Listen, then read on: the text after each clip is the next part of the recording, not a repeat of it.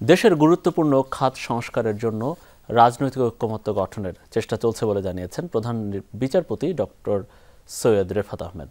দুপুরে ময়মনসিংহ জেলা পরিষদ মিলনায়তনে বিচার বিভাগের স্বাধীনতা ও দক্ষতা বিষয়ক আঞ্চলিক সেমিনারে এসব কথা বলেন তিনি। সৈয়দ রেফাত আহমেদ বলেন, গত বছরের সেপ্টেম্বর থেকে সংস্কার কার্যক্রমে অগ্রণী ভূমিকা পালন করছে বিচার বিভাগ। সামনের মাসগুলো জেলা বিচার বিভাগ এবং ম্যাজিস্ট্রেসির জন্য অত্যন্ত গুরুত্বপূর্ণ বলেও মন্তব্য করেন তিনি, কারণ তাদের যৌথ প্রচেষ্টাতে সংস্কার বাস্তব রূপ পাবে। এটি এমন একটি সময় অনুষ্ঠিত হচ্ছে যখন দেশ একটি জাতীয় প্রচেষ্টার মধ্য দিয়ে যাচ্ছে, যেখানে গুরুত্বপূর্ণ খাত ভিত্তিক সংস্কার প্রস্তাবের উপর রাজনৈতিক ঐকমত্য গঠনের চেষ্টা চলছে।